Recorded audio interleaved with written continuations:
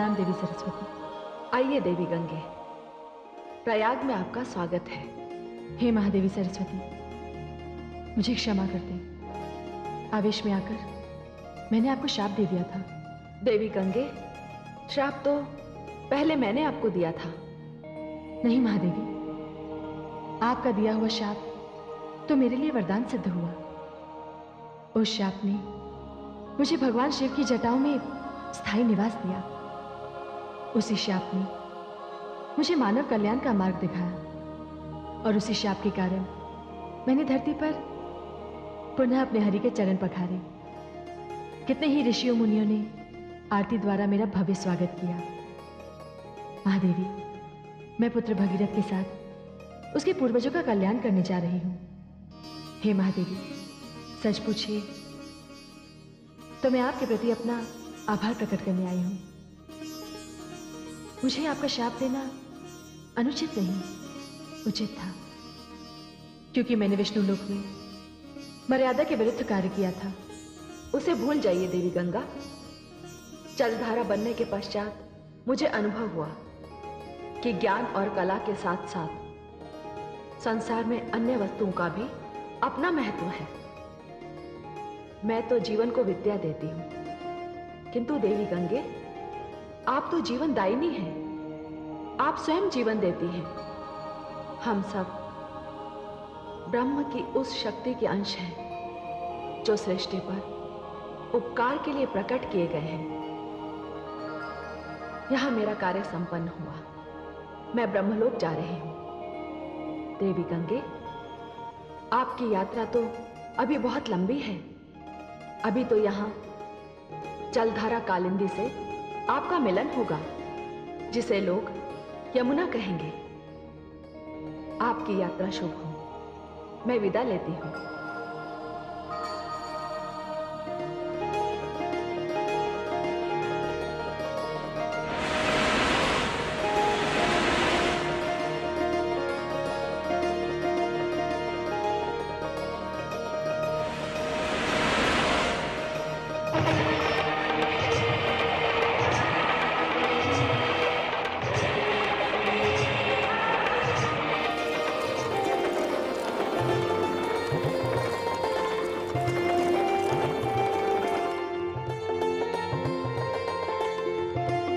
प्रतीत होता है यह किसी महान तपस्वी का आश्रम है। उनके दर्शन किए बिना जाना उचित नहीं।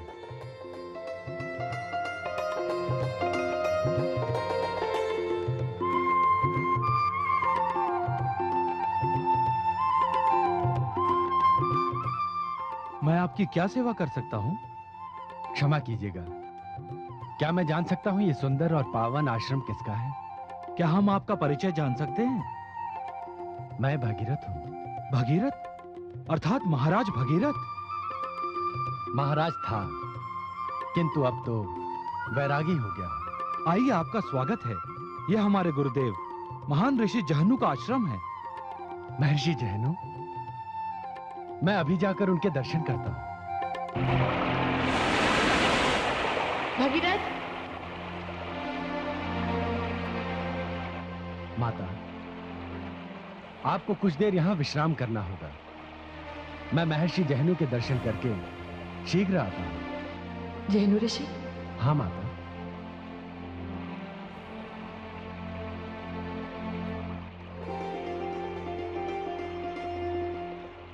भोला भगीरथ नदी को रुकने के लिए कह रहा है। प्रतीक्षा के लिए तो मुझे अपनी दिशा बदलनी होगी, और दिशा बदलूंगी तो मेरे समक्ष जहनु ऋषि का आश्रम पड़ेगा।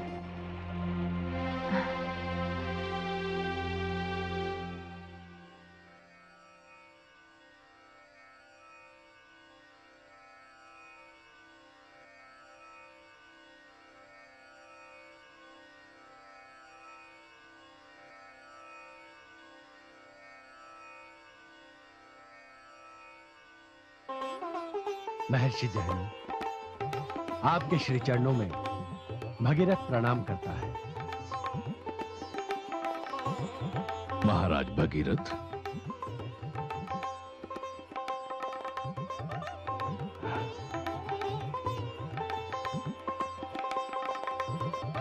मैं आपकी ख्याति से परिचित हूं, किंतु आपका ये वैरागी रूप देखकर आश्चर्यचकित हूं।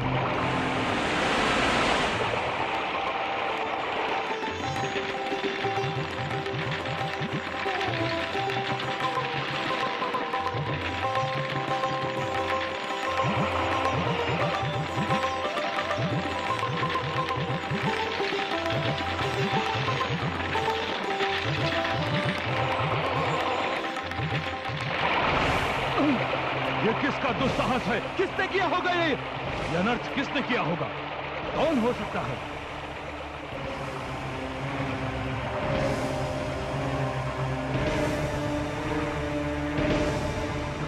ये दुस्साहस किसने किया होगा? कौन हो सकता है? ये कौन मायावी है जिसने चहनु के आश्रम में इस प्रकार प्रवेश करके यज्ञ के अनुष्ठान को भंग करने की चेष्टा की? महर्षि, ये कोई मायावी नहीं, ये तो माता गंगा है। गंगा? गंगा का ये दुस्साहस, ऐसा व्यवहार, ब्रह्मलोक में अपनी मनमानी करने वाली, शिव की जटाओं को चुनौती देने वाली गंगा, ये चहनु का आश्रम है। ये धृष्टता यहां सहन नहीं की जाएगी। यदि तुझे अपनी विशालता पर इतना अभिमान है तो देख, तुझे ये चहनु ऋषि क्या दंड देता है। त्राहिमाम महर्षि, त्राहिमाम, त्राहिमाम।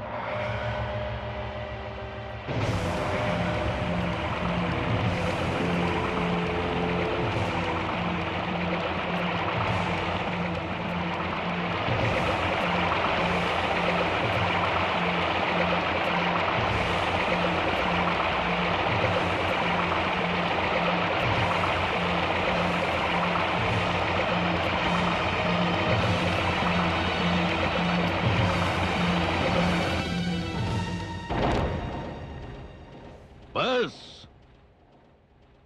इतनी ही शक्ति थी तुझ में? तेरी इतनी ही क्षमता थी? तू एक ऋषि की प्यास भी नहीं बुझा सकी? महर्षि, महर्षि, महर्षि, महर्षि, ये क्या किया आपने महर्षि? मैंने क्या किया? गंगा को उसकी धृष्टता का दंड दे दिया। और क्या किया मैंने? नहीं महर्षि, नहीं। आपको माता गंगा को लौटाना होगा महर्षि, आपको माता गंगा को लौटाना होगा। राजन, शांत हो जाओ। हाँ, तो मैं तुमसे पूछ रहा था कि तुमने ये वैराग्य क्यों धारण किया? हे महर्षि, मेरे वैराग्य का कारण भी माता गंगा ही है। कपिल मुनि की ज्वाला से भस्म हुए मेरे पूर्वज माता गंगा की ही प्रतीक्षा कर रहे हैं। यदि माता गंगा की जलधारा वहां तक नहीं पहुंची तो उन्हें मोक्ष नहीं मिलेगा, उनकी मुक्ति नहीं होगी, मेरे संकल्प की पूर्ति नहीं होगी। मेरा वैराग्य व्यर्थ जाएगा महर्षि, मेरा वैराग्य व्यर्थ जाएगा। हे महर्षि, मुझ पर कृपा कीजिए, मेरे पूर्वजों पर कृपा कीजिए। मैं आपके श्री चरणों में तब तक पड़ा रहूंगा जब तक आप माता गंगा को मुक्त नहीं कर देते।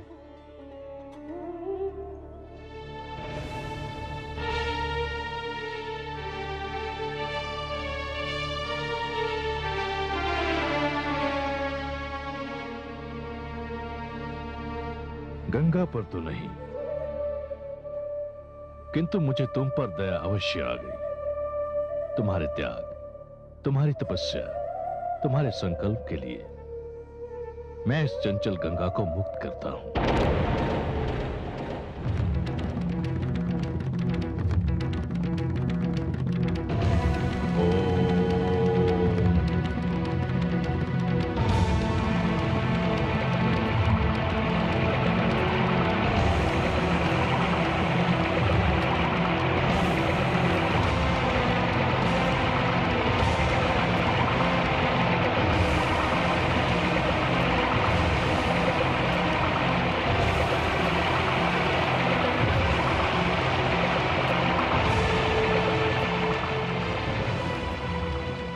हे महर्षि, मैं सदा आपका आभारी रहूंगा।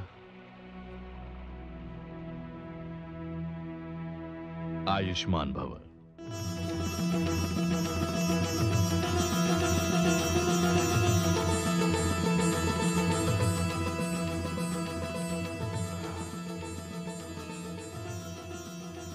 अब इस गंगा को लोग जानवी कहकर पुकारेंगे।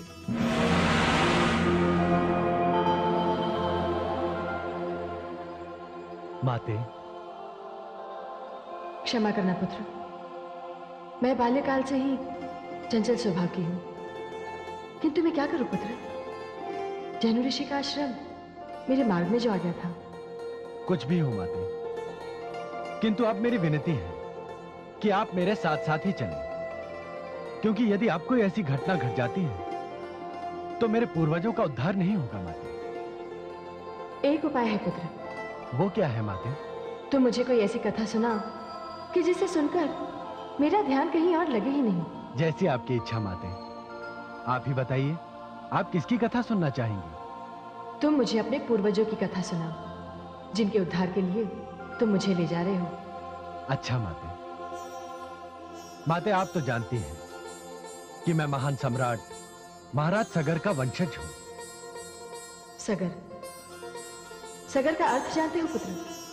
हाँ माते, गर का अर्थ होता है विष और सगर का अर्थ होता है विष के साथ। हाँ पुत्र, सगर का यही अर्थ होता है, किंतु ऐसा विचित्र नाम किसने रखा था उनका? यह तो आपको कथा सुनने के पश्चात ही ज्ञात होगा माते। वैसे महाराज सगर के जन्म की कथा है बड़ी विचित्र। तब तो ये कथा मैं अवश्य सुनूंगी पुत्र। यात्रा बड़ी लंबी है, सुनते सुनते कट जाएगी। तो सुनिए माते।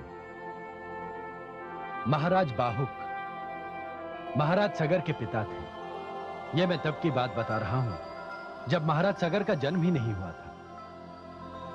महाराज बाहुक के शत्रुओं ने उन पर आक्रमण करके उनसे उनकी राजधानी छीन ली। महाराज बाहुक अपने पत्नियों समेत एक छोटे से नगर में चले गए। वो वहीं अपना जीवन व्यतीत कर रहे थे कि अचानक उनकी मृत्यु हो गई। जब अंतिम संस्कार के लिए चिता पर उनका शव रखा गया, तब केवल उनकी पटरानी उनके साथ थी। वैसे तो महाराज बाहुक के 12 रानियां थी, किंतु उनकी महारानी केवल एक थी, जिसे पटरानी कहा जाता है। उनका नाम था करुणामयी। उन्होंने यह निर्णय ले लिया कि वे अपने पति के साथ चिता में प्रवेश करेंगी।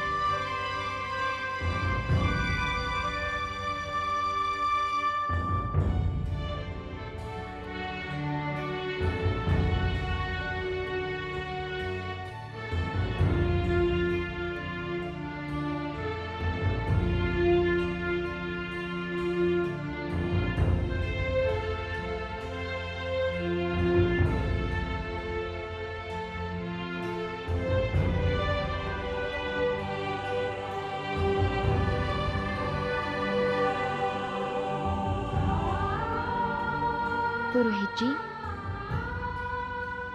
जी महारानी जी। ये बात सभी जानते हैं कि मैं तथा महाराज की अन्य 11 रानियां महाराज को तथा इस राज्य को उत्तराधिकारी नहीं दे सकी। इसलिए पुरोहित होने के नाते आपका ये कर्तव्य भी है तथा धर्म भी है कि हमारे अंतिम संस्कार के लिए अग्नि का दान आप करेंगे। महारानी जी, आपने सत्य कहा। मैं अपने कर्तव्य का पालन करूंगा।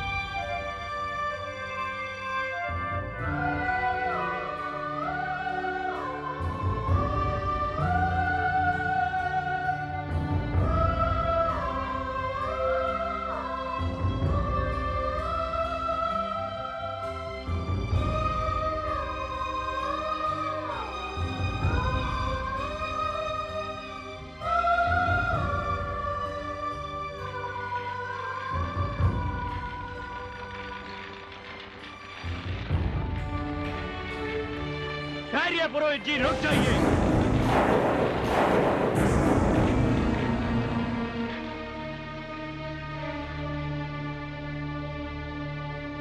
अच्छा हुआ मैं समय पर यहाँ पहुँच गया, अन्यथा अनर्थ हो जाता। आपने महाराज के अंतिम संस्कार की अंतिम विधि को रोककर अनर्थ ही तो किया ऋषि औरव। जहाँ तक मेरा प्रश्न है, मैं सती प्रथा के विरुद्ध हूँ, किंतु आपको इस अनुष्ठान से रोकने का कारण कुछ और ही। महारानी करुणामयी, कदाचित आप नहीं जानते और सब भी नहीं जानते, आप महाराज के साथ अपने प्राण देकर एक और प्राण की बलि दे रहे हैं।